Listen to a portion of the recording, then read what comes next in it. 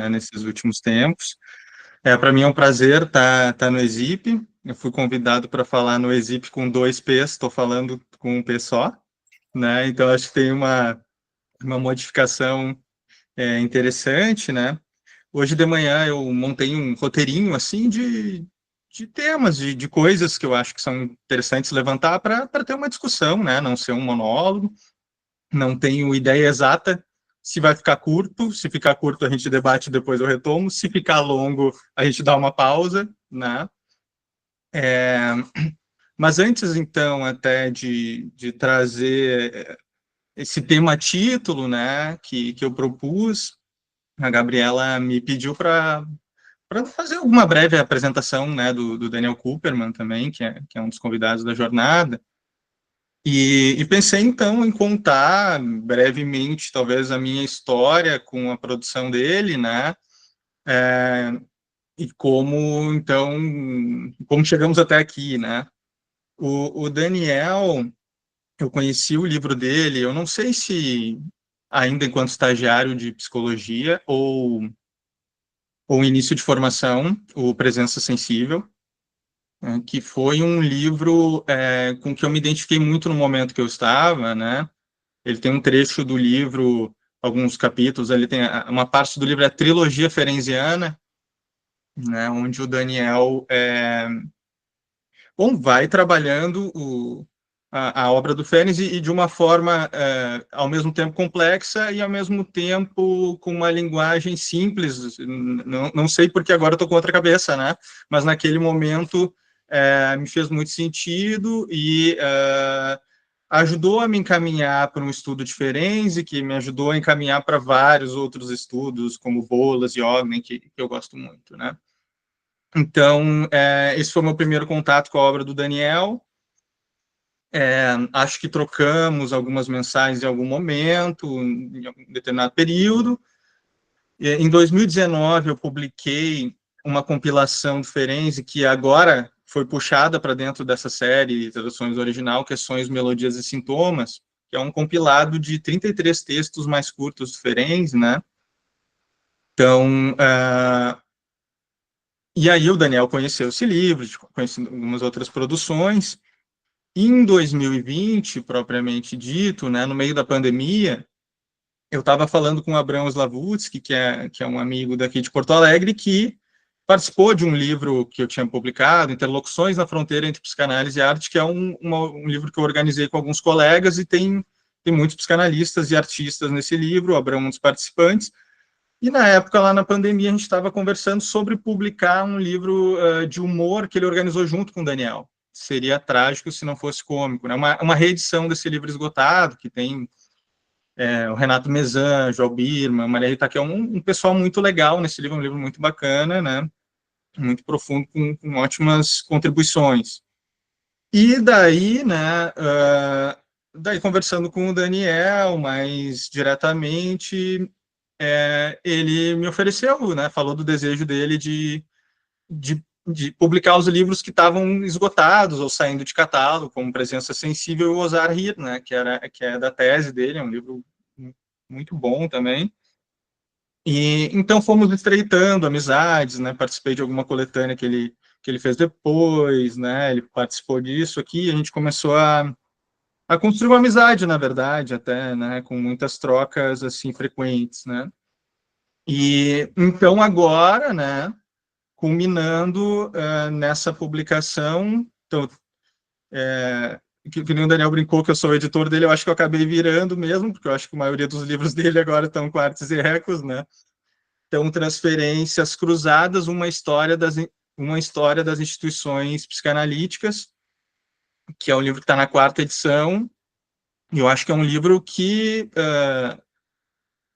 além de ser importante para todo psicanalista, em todas as instituições, talvez ainda converse com um momento de transição, né, de pensar as funções das instituições, esses momentos que vocês estão vivendo. Então, acho que é muito propício esse livro, dá para se dizer até sendo lançado, né, ele está agora, recém saiu da pré-venda e vai ser o primeiro evento onde ele aparece mais, né, vai ser a jornada de vocês. Então, é muito bacana. E, bom, o que eu posso dizer como um convite para a fala do Daniel, as ideias do Daniel, é que eu acho que ele consegue conversar com iniciantes e com iniciados, né, transitar com muita profundidade, assim, então acho que deve ser muito propício ter ele com você, né? Quanto ao que eu preparei aqui, né, eu pensei em trazer, então, né, algumas questões que estão presentes nesse texto, a elasticidade da técnica psicanalítica, do Ferenczi, de 1928, trazendo algumas coisas, sobretudo, do debate que eu fiz, porque nesse eu me dediquei a fazer o texto crítico, né, e depois pular para discutir, seguir essa linha dentro de algumas coisas que eu trabalhei dentro do livro do Porquê o Divã, né. O que eu acho interessante de deixar assim como palavras de fundo, né, nisso que eu quero evocar e tem a ver com o título, são questões como neutralidade versus abstinência, né, e passividade versus atividade, sobretudo do analista, né. Vou lendo aqui o roteirinho para não deixar passar algumas coisas. Bem, no Elasticidade da Técnica, o Ferenczi começa então, né, trazendo uma crítica, né, que os artistas estariam fazendo a psicanálise, né, que eles estavam muito, num começo muito eufóricos com a perspectiva psicanalítica e daqui a pouco achando ela pouco sedutora, mecanicista, dura, né? E o Ferenczi vai deslocando, então, né, essa crítica dos artistas, como que dizendo, bom, mas não é, o problema não é a psicanálise, mas sim estamos tendo problemas com os psicanalistas, né?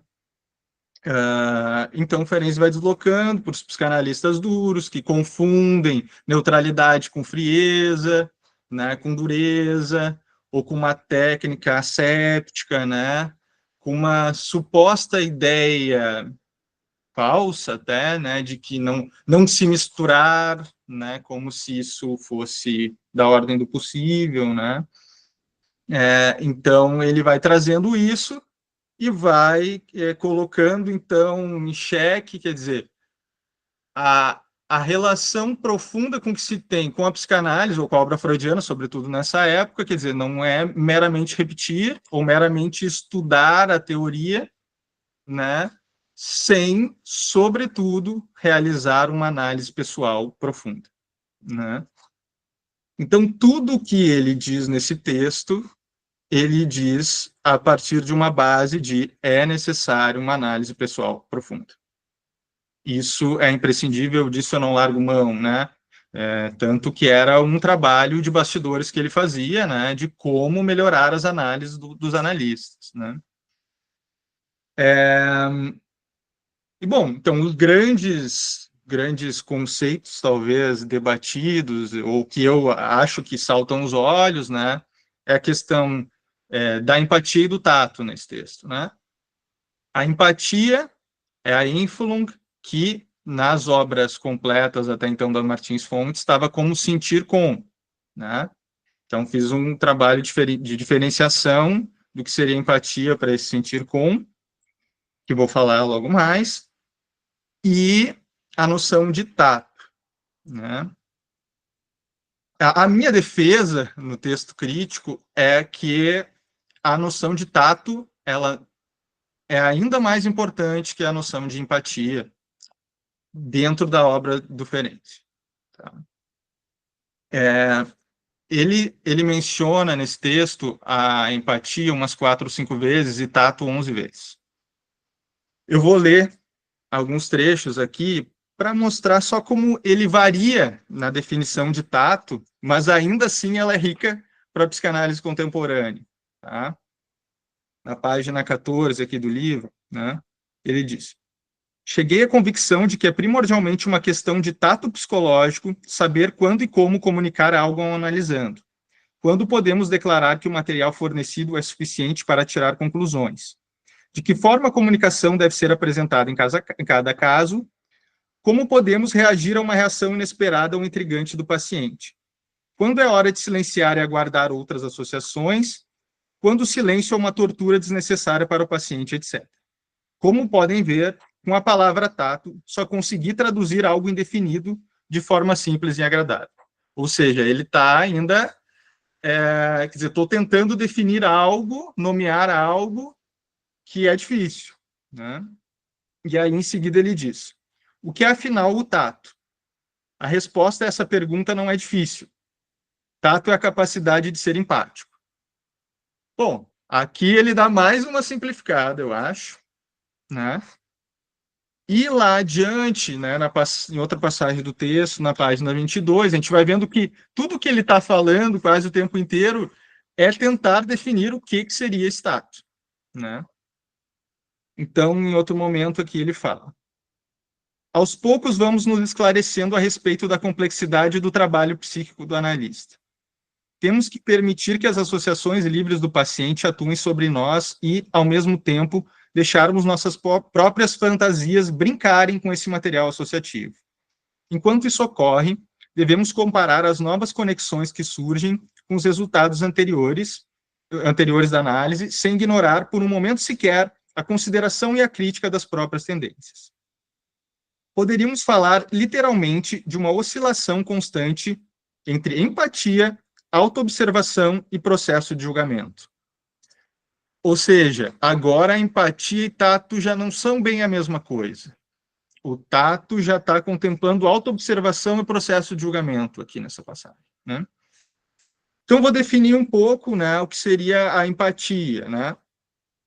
A empatia é um conceito da estética, sobretudo cunhado pelo Theodor Lipps, construído para trabalhar a relação nossa com a obra de arte, né? Então, é como, na nossa relação com essa obra de arte, sentimos ela dentro de nós.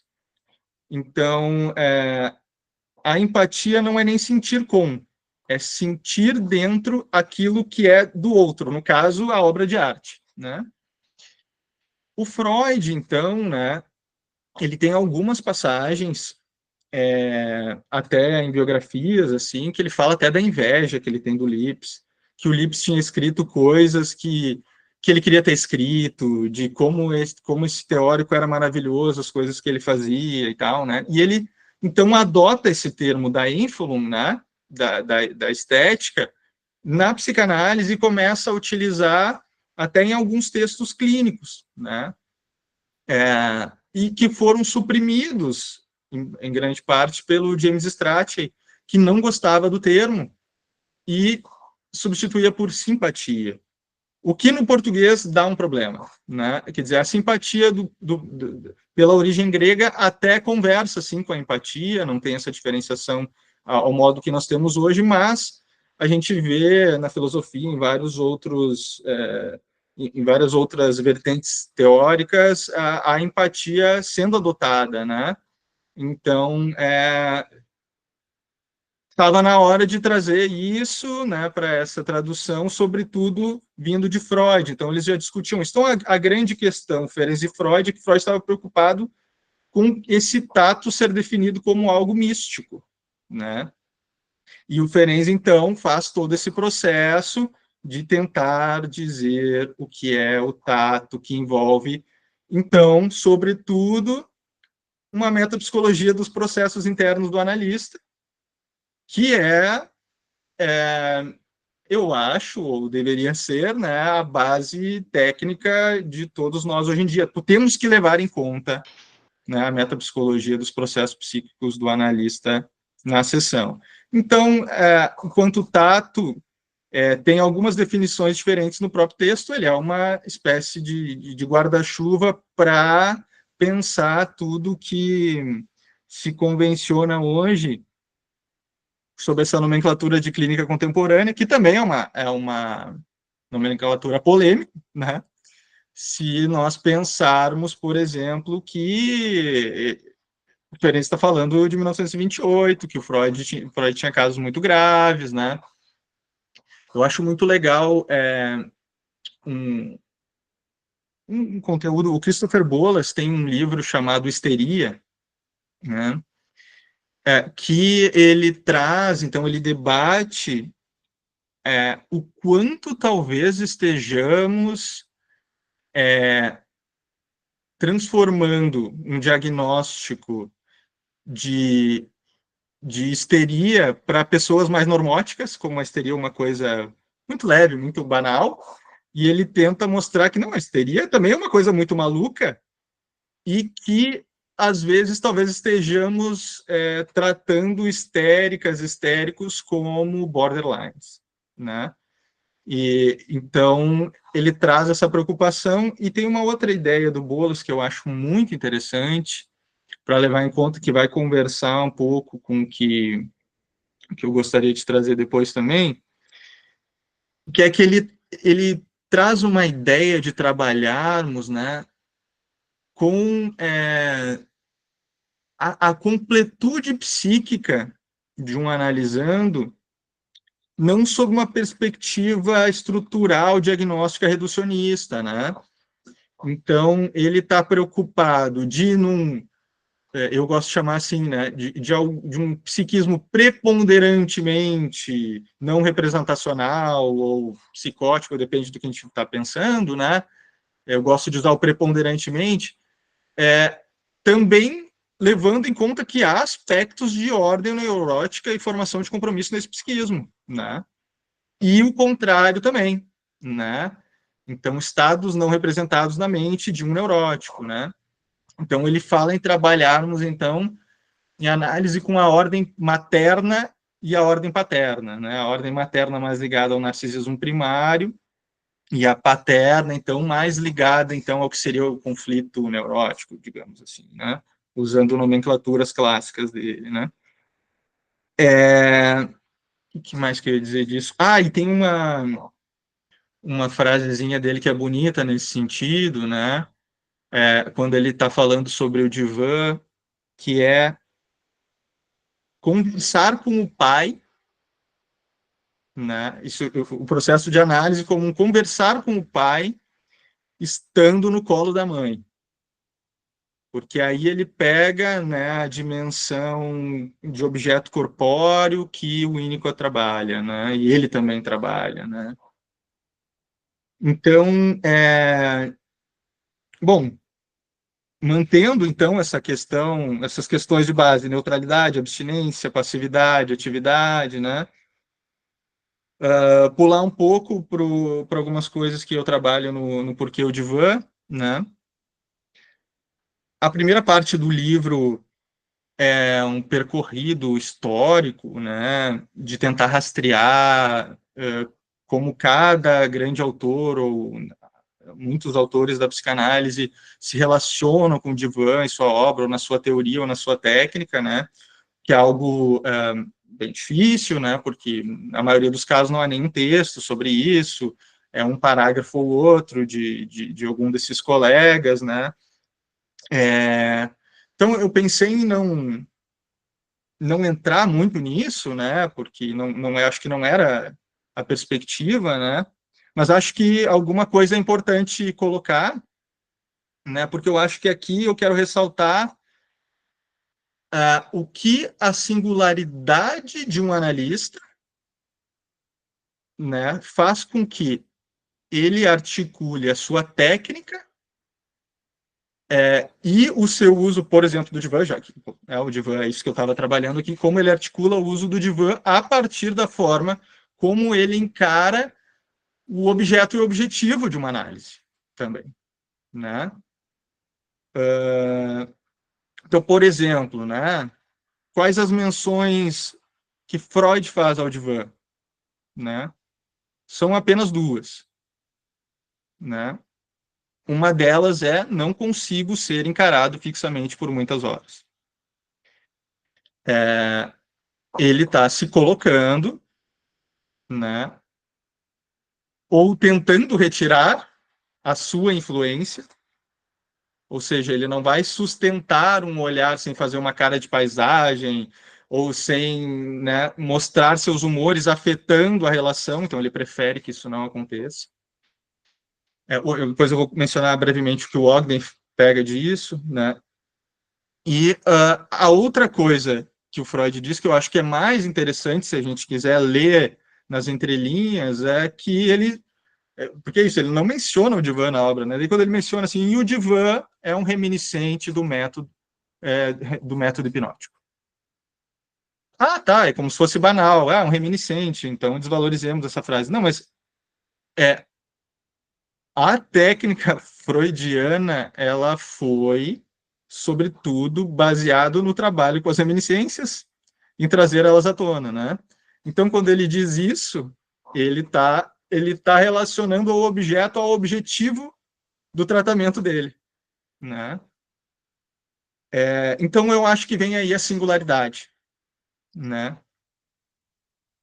Uh, o Ferenczi vai trabalhar mais a perspectiva de acolher a criança que vive no adulto, vai tratar o divã como um momento onírico, né? Nós vamos ver isso nas passagens, né? O Winnicott vai trabalhar o divã enquanto corpo da mãe, o Anzier vai trazer dimensões corpóreas de pele, falando até analisando os tapados em análise, né? O Green traz o modelo do sonho. O Thomas Ogden, então, pega essa perspectiva do Freud de não ser encarado, né, como um modelo de privacidade, o divã como um modelo de privacidade psíquica do analista, enquanto, como quem diz, e ele diz, né, eu vou escutar melhor sem ser invadido pelo teu olhar, né, e tu estará mais livre, né, para deixar fluir das tuas ideias sem essa invasão do meu olhar, mas eu estou aqui.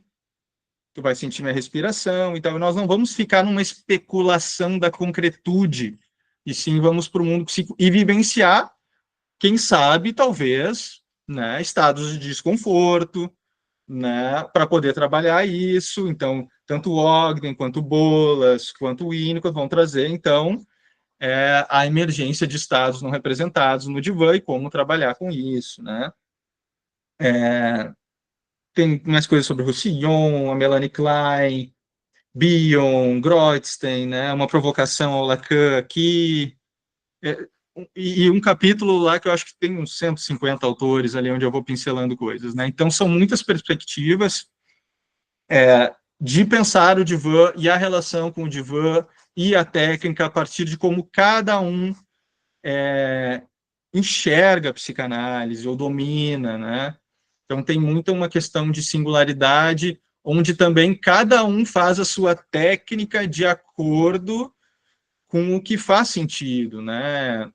Acho que já passamos também de uma época de guerra entre escolas, né? Onde daqui a pouco alguém tem que destruir a Klein, destruir o Winnicott, destruir Lacan, né? Então eu tentei fazer um apanhado do que me parecia muito rico em cada um desses autores, para construir a segunda parte do livro também, né?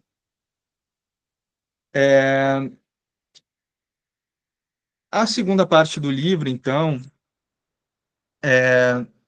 eu desloco um pouco do tema do divã, ainda que trabalhando na linha. Ele está sempre ali, né? Mas eu trabalho outros conceitos junto, né? Eu tomei como partida, então, as etimologias, né, da palavra, divã com W e N, né? Tem duas bases, sobretudo a turco-otomana, que vai dar uma dimensão de lugar e de objeto muito grande, e a persa, onde o divã é, sobretudo, né, além de ser o local de reunião, da reunião dos sultões, bom, é um monte de coisa, a gente pode entrar nisso depois. Mas a parte né, persa mais interessante ainda, eu acho que aqui o divã é um volume, significa um volume de poesias, uma compilação de poesias, né? Então, o que a gente chama hoje, daqui a pouco, de uma antologia, né? Lá é um divã, né? Então, o Goethe tem um livro que ele trabalha com esse nome, né? Então, eu vou deslocando, né, trazendo isso e abarcando cada vez mais o campo da poética, né?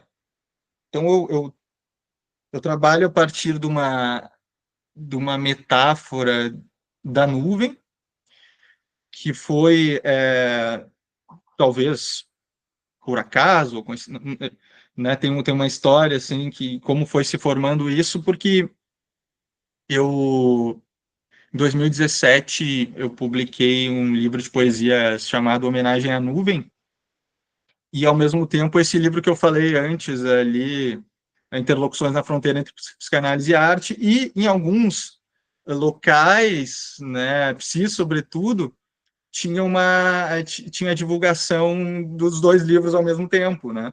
Eu teve uma semana que eu fui divulgar, sei lá, vou inventar os dias agora, sei lá, quinta no SEAP e sexta na Brasileira, né?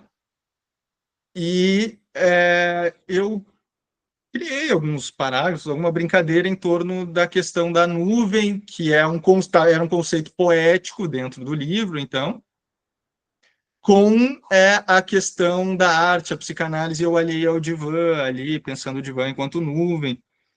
E os colegas, sei lá, me provocaram, me incentivaram, né, nesse caminho, e eu comecei a entrar cada vez mais, né, em articular isso e a ver o quanto tinham coisas que realmente conversavam com a psicanálise. Então, essa metáfora da nuvem, ela está dentro de todos os capítulos da segunda parte, né, também se presentificando de formas diferentes, mas, sobretudo, eu vou começando aliando ela ao brincar, né, a como se olhar para uma nuvem, como ela desvanece, cria formas, né, o poeta e fantasiar do Freud, a criança poeta, né, trouxe alguns poetas, como Vicente Huidobro, um poeta chileno, que fala do o poeta como um pequeno Deus, né? Então, mais do que a criança como Sua Majestade o bebê, mas também um pequeno Deus, aquele que cria, né? Então, eu começo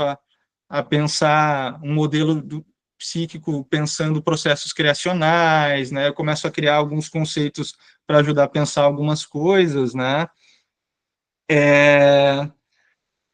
Mas o que está no título, né, do nosso dia de hoje, que eu queria trazer principalmente, né, é uma espécie de modelo de escuta e de intervenção, né, que fica mais presente ou mais exposto, né, no capítulo 4 e 5 dessa parte 2, né, em que um deles eu trato, então, do que seriam regiões psíquicas, né, que por si só não é nenhuma novidade, né, pensar assim, né, muitos colegas criam seus modelos psíquicos, né, e até a ideia de região psíquica por si só, né, não é uma grande novidade, mas o que eu tento articular não é nem tentar circunscrever ela, né, do ponto de vista do analista, a gente poderia pensar regiões psíquicas como a região onde vive a nossa infância, a região aonde vive o nosso supervisor, aonde vive a nossa análise, aonde vive Freud num lado, Bolas no outro, Klein no outro, né? E que durante a sessão nós acessamos essas regiões, né? Ou essas regiões entram em contato com o material da sessão, né? A nível consciente, mas também inconsciente, né? E aí volta a importância da análise pessoal do que o Ferenc estava discutindo lá, né? Mas do ponto de vista do analisando, né? Talvez seja mais simples, mas também podemos pensar de outras maneiras, né? Como regiões ligadas a funcionamentos psíquicos. E como eu estou usando metáforas geográficas, eu usei muito mais assim uma região árida, uma região, sei lá, mais florestal, né? Aonde uma região mais rica, né? Onde funciona mais no nível mais neurótico, outra no limite representacional, né? Mas dentro dessa proposta, né? É pensar que essas regiões elas são preponderantes, elas são maiores ou menores em alguns de nós, né? Alguns temos regiões mais áridas, mais ricas, menos ricas. Todos de nós tivemos uma fase de indiferenciação objetal, né? Primária, né? Mãe bebê, ou eu ambiente, né? Independente da perspectiva teórica que nós, né, que quisermos pensar, né? Realizações alucinatórias do desejo, como pensou Freud, né? Ou seja, a ideia é de que então somos neuróticos, deu, acabou. Não, nós temos aquele núcleozinho ali, né? O Green vai falar núcleo psicótico, cada um fala em uma perspectiva, né? Mas que temos essa região ali, e acho que isso bem encontra aquilo que eu comentei do Boulos, temos que trabalhar com todas elas em todo mundo, né? Isso significa não menosprezar uma região árida de um neurótico, assim como não rotular de forma pobre alguém que tem um psiquismo mais árido, ou seja, também trabalhar e se aliar à força mais neurótica e mais representacional que tem nessa pessoa, né? Quer dizer, eu acho que tem tudo a ver com o acolhimento do Ferenc, quer dizer, respeitar esse psiquismo, né, e não ficar no assim, esse é border, esse é isso, esse é aquilo, ou até né, tirando o nosso da reta muitas vezes, esse caso é muito difícil, por isso que não está dando, quer dizer, não, a responsabilidade nesse caso, o Lacan é interessante que a resistência é do analista, né?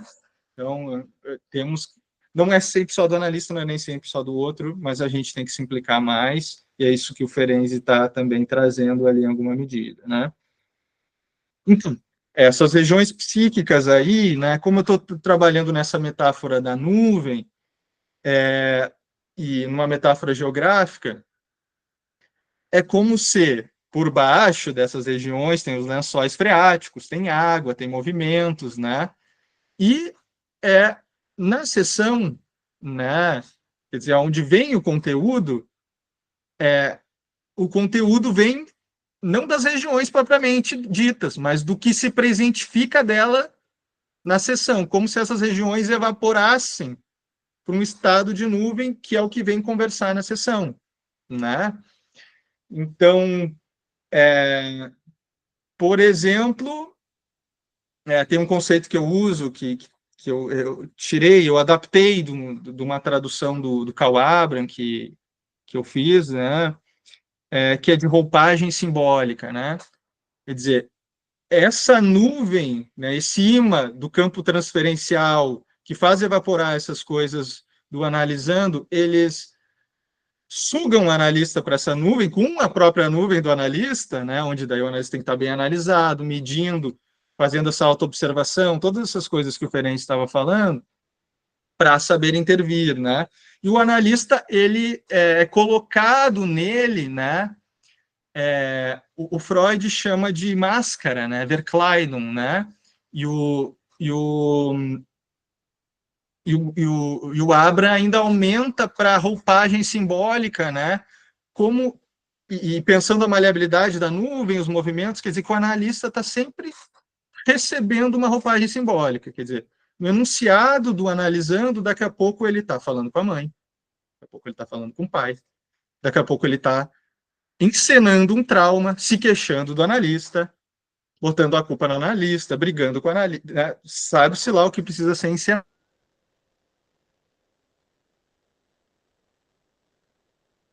Do Ferenczi, que tem tudo a ver com o trabalho que está no Freud, né? Que é o conceito de Spiel, né? Que é o brincar, é uma palavra análoga ao play, né? É brincar, encenar, atuar, encena. O Freud usa esse termo nos personagens psicopáticos no palco, sobretudo, né? Então, essa ideia da nuvem como quem traz um enredo, uma trama para ser encenado, brincado com um analista, né? Bom, aí algo que está mais presente no capítulo seguinte, no capítulo 5, então, que eu vou trabalhando, então, a intervenção a nossa intervenção, né, a intervenção do analista, pegando alguns elementos da poética, né, trazendo conteúdos do Freud, né, conceitos do Freud. Por exemplo, condensação é Verdichtung, tá? O conceito de condensação. Poesia é Dichtung, né? Então, já está na palavra, as coisas já vão se aliando, né? E a fórmula, que o Ezra Pound é um poeta ensaístico muito forte, assim, né, no meio do campo da poética, e ele criou uma equação, né, que a poesia é igual condensar. Ele fala em italiano, condensare, né? Então, eu fui trabalhando essa ideia da intervenção do analista como algo que capta, então, todas essas camadas e dimensões que a gente vem falando, né, e pesa, então, para trazer oferência, então, com tato, né, a dimensão da história do sujeito, a dimensão da encenação que está feita, se perguntar quem eu sou o personagem da cena que ele está encenando agora, né? Ao mesmo tempo, se debater, sim, com as nossas experiências de análise, com as nossas experiências de supervisão, com as nossas inúmeras experiências de leitura, com o que estamos sentindo na conta transferência, com a nossa reveria. Então, nós estamos trabalhando com 10, 15 camadas representacionais a todo instante, né? Então, eu trago isso, né, e trago, nessa parte também,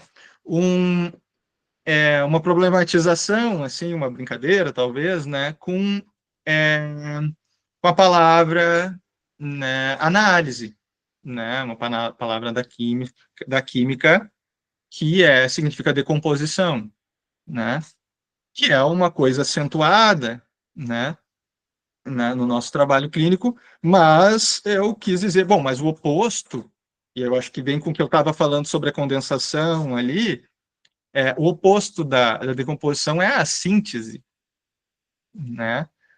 Ou seja, dessas 15 camadas que estamos escutando, nós vamos compor, então vamos compor, não vamos só decompor, fizemos o trabalho de decomposição e a nossa intervenção é uma composição também. Então, eu gosto da ideia de trazermos a análise para o campo, que o Ferenc fala análise pelo jogo, né?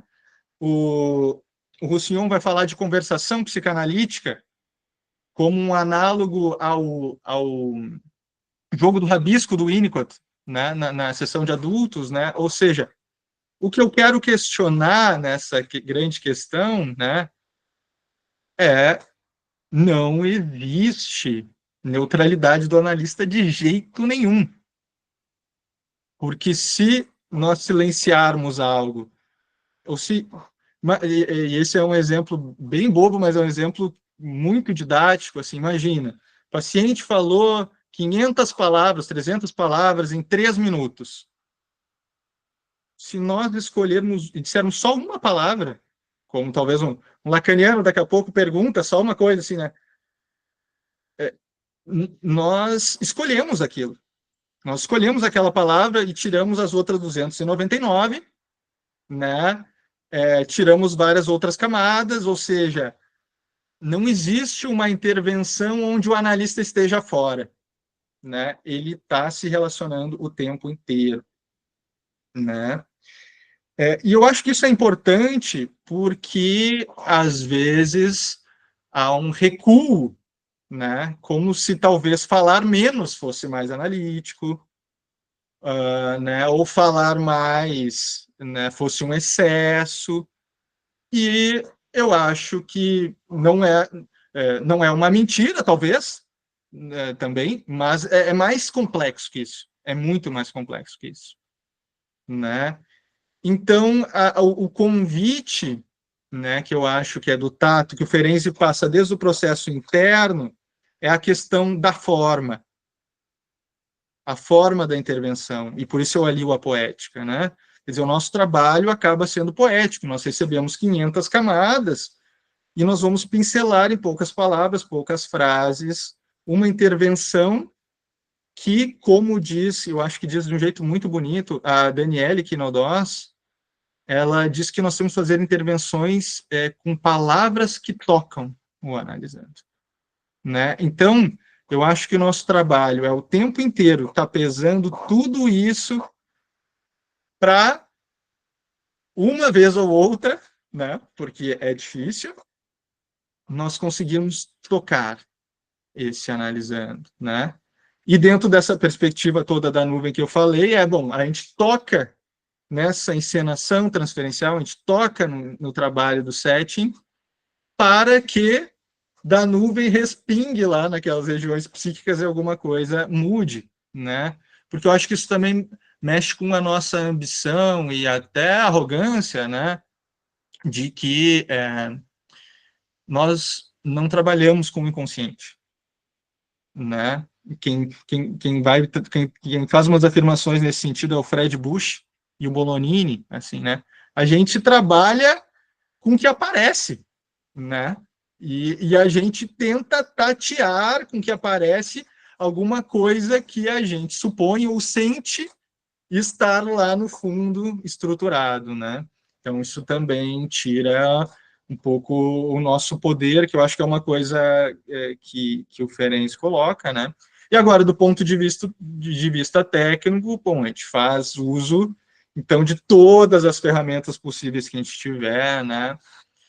De todas essas que eu mencionei, mas, claro, nós vamos fazer a intervenção a partir da gente, quem a gente é, das nossas vivências, porque a gente teve uma análise que é diferente da análise do colega, a gente teve uma linha de estudo que é diferente do colega, e assim vai indo, né?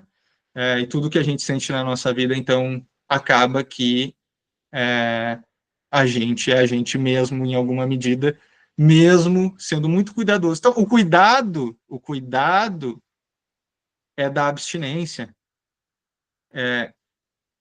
em tudo que a gente vai formular, tocar o outro, e tudo que a gente vai formular, não invadir o outro. Eu acho que esse é o ponto, né? Não invadir o outro. Então, não tem a ver com a quantidade do que se diz ou não se diz, ou em menosprezar um psiquismo ou outro, onde daqui a pouco um neurótico pode entrar numa crise, né, severíssima, né, regredir ao seu narcisismo primário, e aí vamos lá e daqui a pouco volta, né? Tem um poema, se tiver aqui na mão, vou até ler para vocês, que é muito lindo. Se está aqui na mão. Eu lembrei porque eu falei agora com o Sérgio Leucovitz num evento que ele falou sobre a Wisława Szymborska, e aí eu encontrei ele um pouco depois, aqui. E eu falei desse poema com ele agora no final de semana. Então, o poema da Wisława, e Wisława ele me disse que fala. Retornos. Voltou, não disse nada, mas estava claro que teve algum desgosto. Deitou-se vestido, cobriu a cabeça com um cobertor, encolheu as pernas. Tem uns 40 anos, mas não agora. Existe, mas só como na barriga da mãe, na escuridão protetora, debaixo de 7 peles. Amanhã fará uma palestra sobre a homeostase na cosmonáutica metagaláctica. Por hora, dorme todo enroscado. Né? Então ele pega uma espécie de super-homem que só quer voltar para o corpo da mãe naquele momento. Né? E eu acho que é respeitar a amplitude dos psiquismos. Né? E bem, era isso que eu pensei em trazer para a gente debater.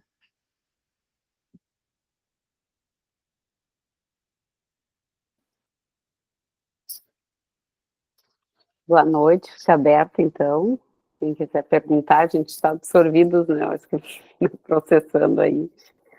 Bom, eu vou falar então que eu, assim, me toca muito essa questão também do poema, lindo, né? Mas essa metáfora, essa questão que tu traz da nuvem, né? No teu livro ali do Porquê o Divã, né? E E eu achei interessante, assim, até ler essa parte que fala da densidade e movimento da nuvem, são propícios a todo tipo de mecanismo psíquico, né? Uma nuvem cresce, diminui, dissipa-se e rompe a fúria dos tornados, engole a outra, expele outra e cria todo tipo de forma apresentacional, né? O que é derivado do conteúdo latente, né? Aos olhos do observador, pois psicanálise se trata, sobretudo, de trabalhar a partir do que é apresentado, para assim acessar o que é representado, né? Acho muito interessante, assim, e acho que dá uma forma, a nuvem dá uma forma, né, para toda, né, a subjetividade, as emoções, tantas camadas, como tu disse, né, essa densidade, né, psíquica, e a gente poder ir pensando, né, do tanto do interno do analista, do tanto do paciente, né, do que se forma ali o campo, né, então, acho muito instigante, né, muito dentro, muito a ver com o tema, né, todo da jornada, assim, da psicanálise sensível, né, a gente poder, né. Então, não é mais sentir com, Lucas, como é que tem algumas revisões aí, né, da obra também. Eu acho que cabe, né? Me foge os termos, mas tem uns termos que ele usa depois no diário clínico, eu não sei se é o Mitfulung, tem alguns outros termos que ele usa que conversam com essa ideia de também sentir junto, né? Mas nessa parte eu acho que ele foi até mais freudiano na ideia de sentir dentro mesmo, né? Ali naquele ponto, né? A capacidade empática como trazer o outro para si e perlaborar esse conteúdo do outro e devolvê-lo numa forma em que, bom, estou misturando agora os autores, né, mas que toque o outro, né, eu já estou lendo ele em 2025, né, então acho que tem isso também. Né?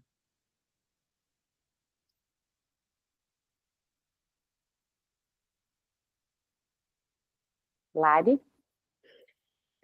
Quando eu entrei em contato com o conceito de nuvem do Lucas, né, eu fiquei pensando, só alguém que transita pela psicanálise e pela poesia para fazer uma construção assim, né?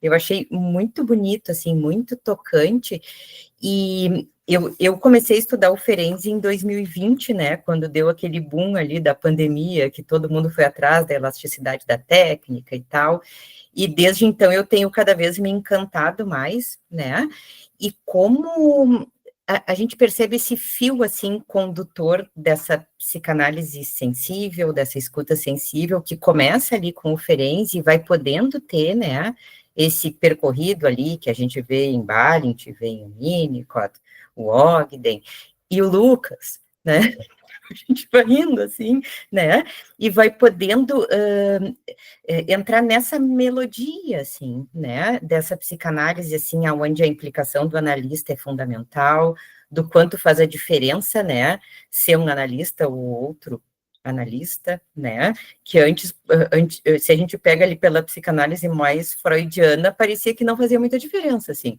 eu e a Gabi, a gente podia atender o mesmo paciente e ia ser a mesma coisa, né, e o quanto, assim, a gente vai podendo chegar nessas peculiaridades, né, então, para mim, Lucas, tu tá nessa sequência, assim, que começa lá com o Ferenczi e vem vindo, assim, nessa psicanálise sensível.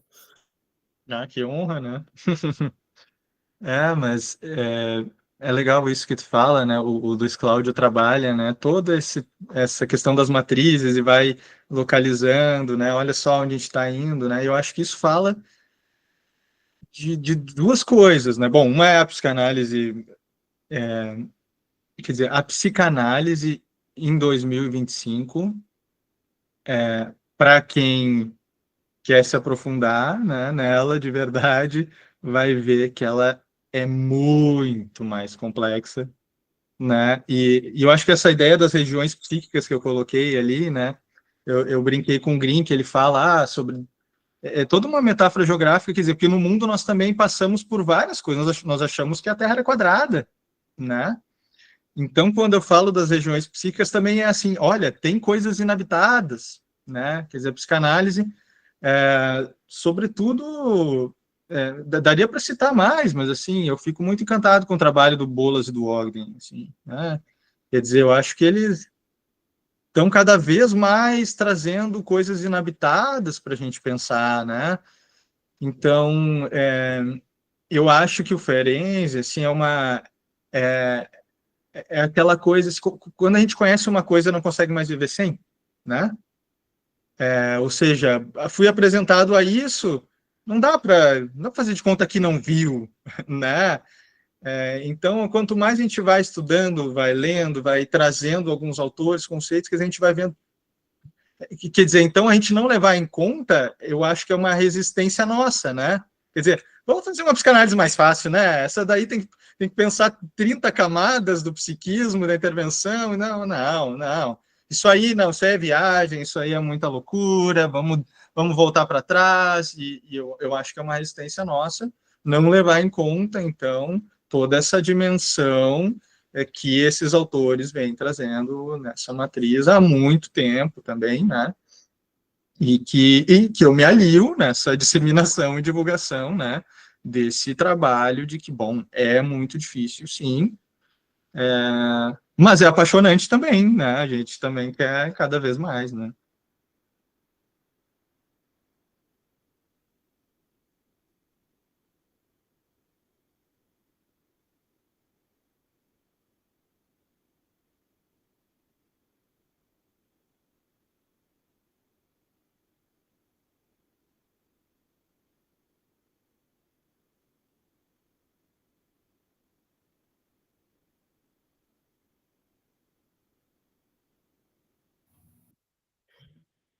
Vale.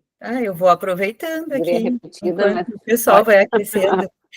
Eu estava pensando até em fazer uma junção, né, do nosso outro encontro da pré-jornada, que foi com a Josiane, né, e que ela veio, então, falando né, sobre a obra da Isildinha, e que é a questão da neutralidade da abstinência, né, e do quanto esses conceitos se confundem, né.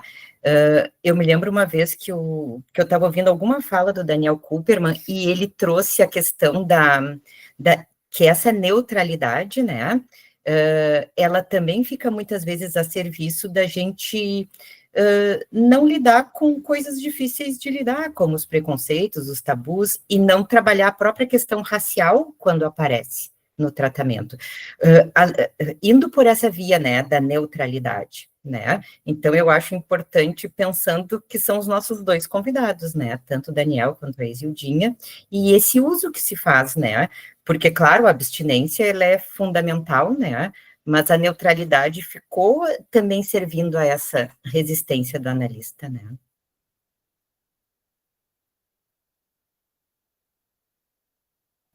Teu Lucas está no microfone está mudo. fechado, Lucas. O microfone está fechado. Não, é uma questão fundamental, é uma questão que está no Elasticidade também, né? Mas perpassa a obra do Ferenczi, que é daí então, né, a oposição, talvez vou formular assim, frieza versus alteridade, né? Porque o que ele está denunciando, né, é um analista que não respeita a dor do outro e não reconhece a dor do outro e faz uma técnica dura, né, onde claro, ele não fala exatamente isso, mas como se dissesse, tá, a culpa é da tua mãe. Leu três ensaios do Freud e diz, isso, culpa é da tua mãe, né, e tal, vai tocando nos assuntos dessa maneira, quando, na verdade, há uma história do outro que eu não acesso e que eu tenho que fazer muito esforço para compreender a vivência do outro, sentir o outro dentro de mim para poder me conectar, ou me esforçar ao máximo para me conectar, né? Por exemplo, no meu caso, um homem branco para me conectar com um analisando negro, né? Então, a gente tem que ter esse esforço, né? Isso que eu estou falando, generalizando aqui, mas sim, é com a história de todo e cada um, né? Na sua singularidade mesmo, né? E não justamente, não diminuir como se fosse tudo a mesma coisa, né? Tudo a mesma coisa, que eu acho que esse é o problema.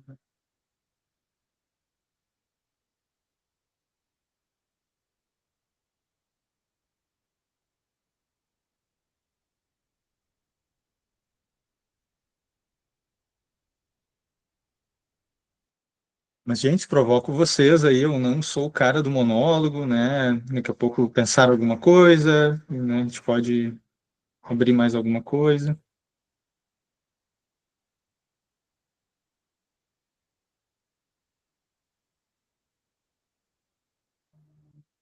Fala, Gisele. Bom, boa noite.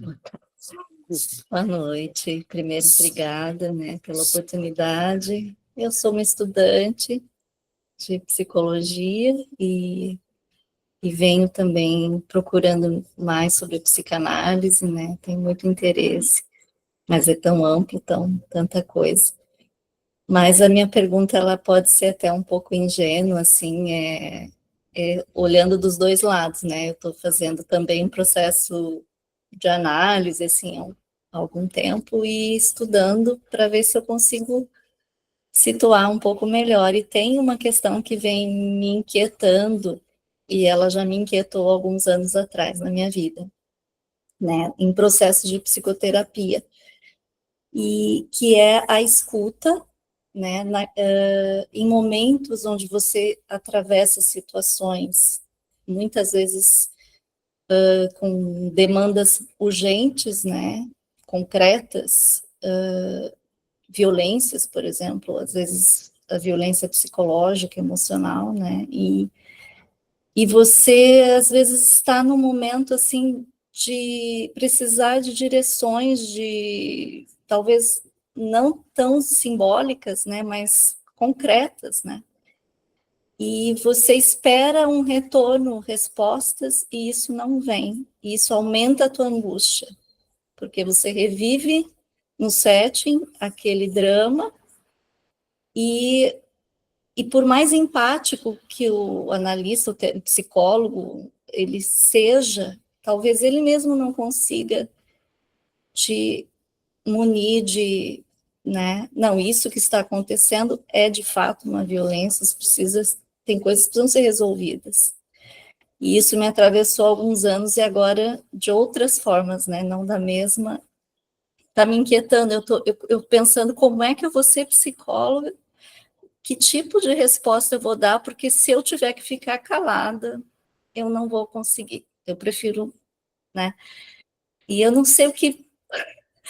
Desculpa se eu fugi muito do tema, é que acho lindo a parte também da simbologia, da poética, mas às vezes a concretude, assim, eu queria entender como é que se cruzam essas coisas, né?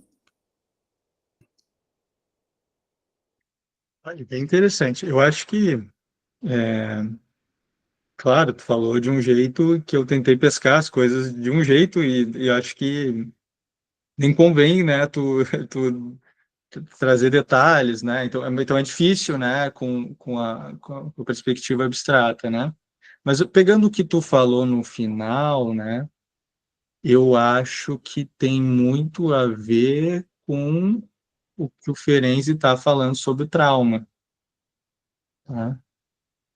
Então, o que o Ferenczi vai trabalhar sobre trauma, sobretudo no confusão de linguagens entre adultos e crianças, que ali ele parte do trauma de um abuso sexual, né? Esse é o caminho que ele transcorre no texto, mas que ele começa então a destrinchar, é mais amplo, né? Então, o que ele vai falar que é o problema do trauma, né? Que mais do que o trauma em si, quer dizer, o trauma tem mais tempos do que um só, né? Então, a criança foi abusada, sim. Então, agora abre uma janela para o reconhecimento de que houve um abuso, né? Então, quando essa criança vai contar para o pai e para a mãe, e o pai e a mãe vão dizer: sim, isso é um absurdo, foi abusada, vamos lá correr atrás, vem aqui, acolhe, assina embaixo, foi um trauma. Isso passou dos limites. Essa é a parte do real, né, da teoria do trauma que o Ferenczi vai buscar lá, né, porque o Freud então trabalhava com trauma né, no começo da sua teorização, pensava que as histéricas eram todas frutas de abuso traumático, e daqui a pouco ele, opa, não é bem assim, tem fantasia nisso também, né? Então ele começou a trabalhar, fez uma metapsicologia da fantasia, podemos chamar também, né?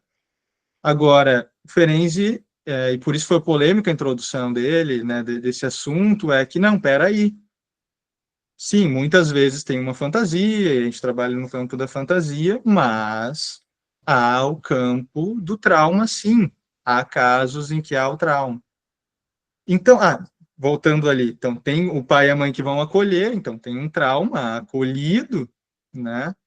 Agora, tem o trauma negado, desmentido, que aconteceu, né?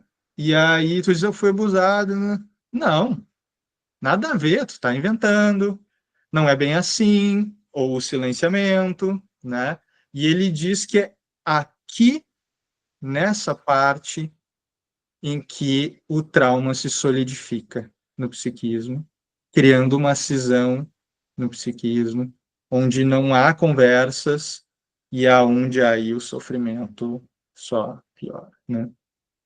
Então, a grande dimensão, que de fato não foi o que eu abordei, né, aqui, né, mas que tá no livro essa parte, né, também, do Divan, e sobretudo, né, nessa série das traduções diferentes, né, que é a grande marca dele, diferencial enquanto autor também, né, é essa conceitualização do trauma, né. Eu não falei isso, é verdade, eu acho que verdade seja dito, porque eu acho que essa questão da elasticidade da técnica psicanalítica, né? Eu, por ser de 1928, de uma época onde ele começa a trabalhar muito o trauma, fica muito colocado, eu acho, e não é mentira, mas eu acho que fica enfatizado, que ele está falando só de casos graves, como ele chamava na época, ou traumatizados, ou a clínica do trauma, e a minha fala foi toda tentando puxar para o outro lado também, quer dizer, que não, isso aqui serve também para a neurose. Né? Acho que por isso que eu acentuei isso, porque a maioria dos autores acabam focando no outro lado. Então, eu estou tentando puxar um lado que é menos falado só. Né? Mas o Ferenczi, ele trata de toda essa dimensão com muita profundidade. Né? Muita profundidade.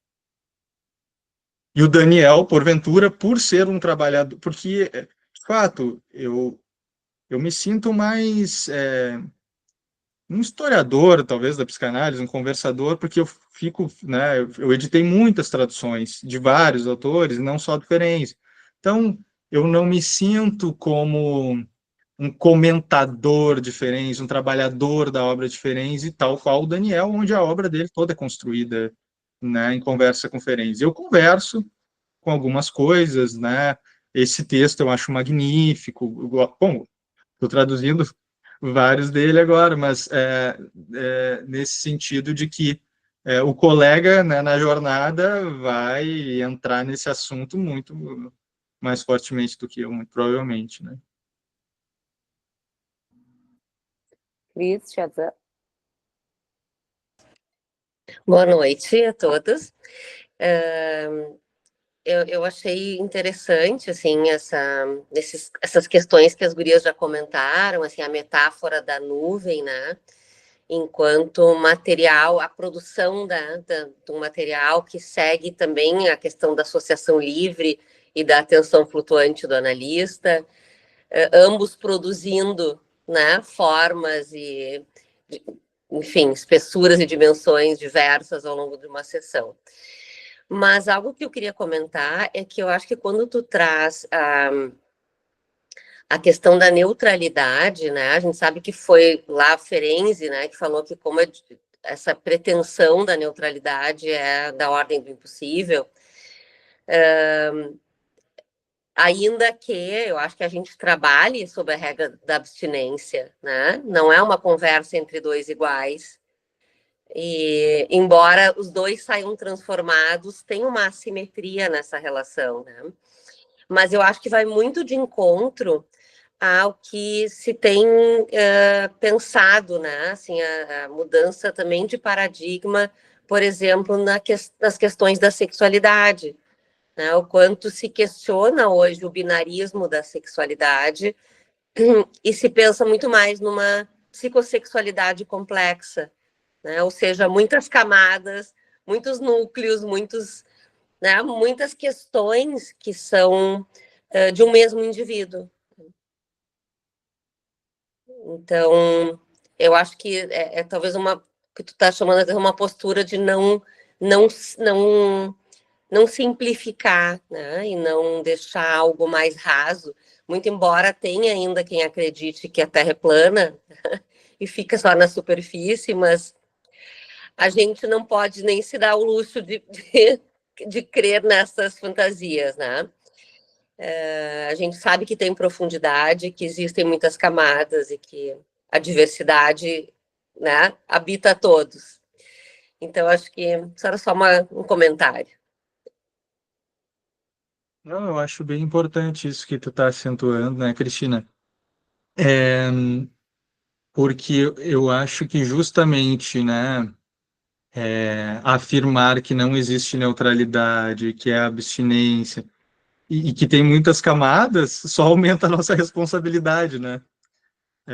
Aumenta muito a nossa responsabilidade. Quanto mais a gente leva, que a gente sabe que cada intervenção, cada suspiro, né, se a gente pensa assim do analista, ele tem uma implicação, né? Então aumenta a nossa responsabilidade muito mais, né, de que a gente não pode abrir a boca para dizer besteira, né? Ou silenciar, né? Então, né, como a colega ali estava trazendo diante de alguma coisa que é de uma ordem do traumático, né? Mas é isso aí mesmo. Super me alio nessa posição.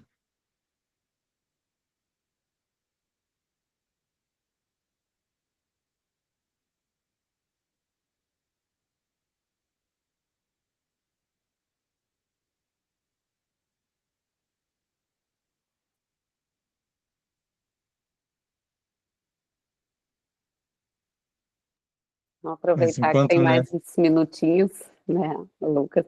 Lucas vai estar convidado também à sessão de autógrafos, tá? Tu não vai escapar, não vai ser só o Daniel, vai ser tu também. A questão da escuta, Lucas, se tu pudesse falar um pouco mais, né, pensando no título até, né, assim, da atividade né, do analista, escuta na intervenção clínica, como fica, né, essa escuta, né, pensando todos esses processos, né, subjetivos, as camadas, a questão, né, tá trazendo também os convidados principais, né, essa, de não ficar de fora, né, o social, a cultura, o contexto, né, essas tantas camadas, né, também. Bom, eu ia falar uma coisa, acho que conversa com o que tu tá perguntando ali, né? Pensei, não tem ninguém, eu vou comentar uma coisa que eu me lembrei, porque antes de entrar aqui, né, no vídeo, eu pensei, primeira vez que eu tô indo no Exip, que legal, né? Eu gosto de transitar e conversar e tal. Eu pensei, não, é a primeira vez falando, porque eu fui numa jornada que veio Fernando Orduz, né? E eu não sei quanto tempo faz isso. Ou eu estou misturando, não, mas eu acho que foi sim. Foi. Veio Fernando Orduz, né, o colombiano, e é isso, ele transita nessas coisas, deve ser 2016, algo assim, né? E transita nessa questão da poética, né? Agora, sobre a escuta, bom, eu acho que tem a questão plural do analista, no sentido de que o analista não pode ser alguém fora do mundo, fora da época, fora do que se passa, né? Ele é um ser que tem que estar na cultura mesmo, né? Inserido na cultura, medindo a cultura na sua cabeça também, né? Agora, na escuta, e a escuta do jeito que eu estou acentuando aqui faz parte dessa ideia de composição, né? E eu acho que é muito importante, aí dentro que eu falei das coisas da singularidade, né? Quer dizer que toda essa teorização minha da nuvem, ela se apoia em coisas que eu vejo, por exemplo, no compilado de textos do Ferenczi que ele tinha, de 33 textos que eu coloquei, são todos textos de uma página, que estavam nas revistas de psicanálise, né? Os Sonhos, Melodias e Sintomas. Quer dizer, ele via uma coisa acontecer e ele compartilhava com os colegas, para pensar, aconteceu tal coisa. Quer dizer, ele não esperava ele desenvolver uma super teoria daquilo, ele jogava, vamos trabalhar juntos, né? Eu acho que isso é de uma dimensão rica, né? E o Bolas, né, trabalha numa perspectiva que eu acho bem interessante, que é assim, se tu ler o meu livro e não lembrar de nada, não tem problema, desde que tu se sinta transformado ao lê-lo, né? E que algo ali mexa em ti, né? E que a minha missão enquanto psicanalista é ofertar, enquanto objeto teórico, aquilo que eu pensei a partir da minha clínica para conversar, né? Então foi isso que eu puxei o apanhado de todos esses autores lá na primeira parte do livro, do Divan falando, e, e trouxe, sim, olha, essa é a composição, a maneira como eu estou enxergando a minha clínica é a maneira de intervir, né? Se um pedacinho de algo serve para algum colega, ele pega e leva adiante, né? E eu acho que essa dimensão da escuta passa até por nos escutarmos, né? E não simplesmente aderirmos, né? Que eu acho que é isso que o Ferenczi discute é, no Elasticidade, né? E a gente não pode aderir a discurso nenhum. O local do psicanalista é o local da dúvida, né?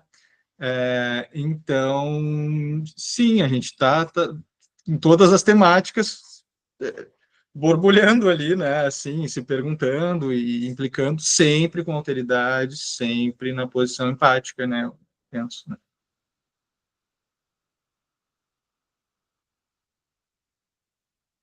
E sabendo que temos um psiquismo que erra em todas as questões, né? E aí entram coisas trabalhadas, né? Desde a história de reconhecer o erro, né? E, reconhecer o erro, né? É, porque, já que a colega mencionou a análise, né? É muito, foi muito bonito ver meu segundo analista errando comigo um tanto. E pedindo desculpa, e aquilo ressignificando muitas coisas da minha vida, né? Naquele momento, né? Então, dentro da lógica de todo o cuidado, mas saber que a gente erra e sentir que a gente erra e dizer, opa, errei aqui. E aí isso dá. Então, às vezes, em vez de acertar sempre, é melhor a gente errar e pedir desculpa até, eu acho, né? Acho que isso é interessante. Lari? Aproveitando mais um pouquinho aqui, antes que o tempo acabe, mas isso que tu trazia, né, Lucas, o quanto isso conversa com o nosso tratamento, com a nossa análise pessoal, né, porque o Ferenczi vai trazendo a própria questão do narcisismo do analista, né, imagina eu dizer, né, que errei, como assim, vou perder a minha autoridade, né, então, da importância, né, da nossa análise, da análise do analista, para poder, né, poder arcar com isso, né, poder arcar, bom, eu erro, eu não sei, o meu psiquismo é falho, eu posso falar alguma bobagem, vou me desculpar, né, e então a gente tem que poder estar, né, com as nossas coisas, assim, mais presentes, né. Que nesse sentido eu seria bem unicotiano, assim, né? Quer dizer, a gente tenta pelo menos, a gente quer acertar, né? Essa que é a questão, né? Mas é que nem a mãe suficientemente boa, ela quer acertar, mas ela dá uma erradinha e é isso, né? A gente faz o que dá. E aquela erradinha é boa, né? Aquela erradinha é boa. Então, acho que é mais por essa via, né? Desde que a gente reconheça a erradinha, né?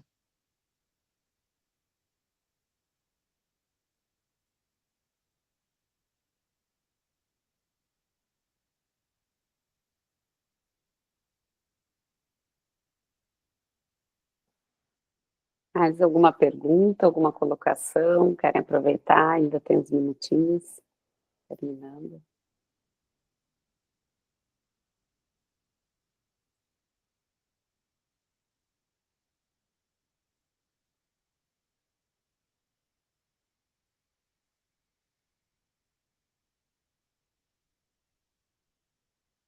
Achei interessante que a Lari, né,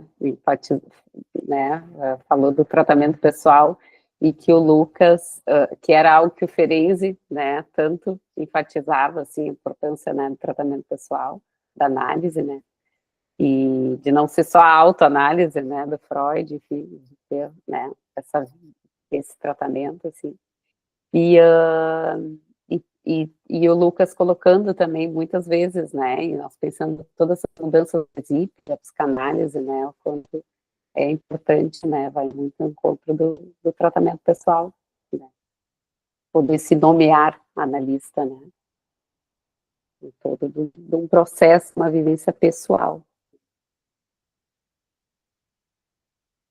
E eu acho que, né, nos instiga muito, Lucas, ao tema da jornada, né, aos convidados, assim, se preparar para poder aproveitar ainda mais, né, o momento de jornada, que é um momento, né, tão importante, assim, nessa coisa da gente, a gente tem feito sempre 100% presencial também, que aí fica diferente, hoje estava 100% online, né, mas a jornada 100% presencial, esse encontro, essa investida, assim, né, em aprender, em sentir, em estarmos próximos, assim, né.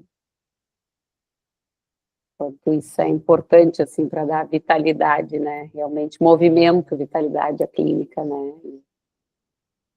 A gente precisa se abastecer, precisa estar bem, né, o nosso narcisismo também, né, no fim, e para poder, né, se emprestar para estar, né, ajudando, assim, os outros, né.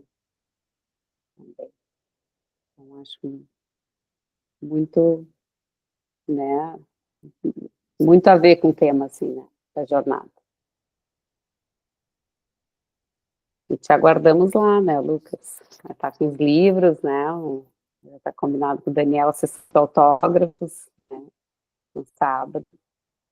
Então, tá aí a jornada, ainda dá tempo, quem não se inscreveu ainda, né, ainda dá tempo de se inscrever também. O lote vira, pessoal, na virada do mês. Então, né, enquanto a gente estiver em maio, a gente está com esses valores, depois tem uma modificação. Então, é um estímulo a mais para o pessoal também já se inscrever por agora, né? Já para estar lá. Bom, pessoal, da minha parte, só agradecer o convite, assim, um prazer estar com vocês, estar próximo, né? E tô aqui para a gente seguir trocando, assim, circulando nossas ideias. E obrigado pela presença de todos também. Nós que só temos a te agradecer, né, muito, muito, uma noite muito instigante, muito, né, interessante, assim, né, o teu trabalho, né, que tu apresentou o Daniel, mas te apresentou, principalmente, né. Então, Boa noite, então, pessoal. boa noite. Boa noite, pessoal. Tchau, tchau. Obrigada. Tchau, tchau. Tchau, tchau.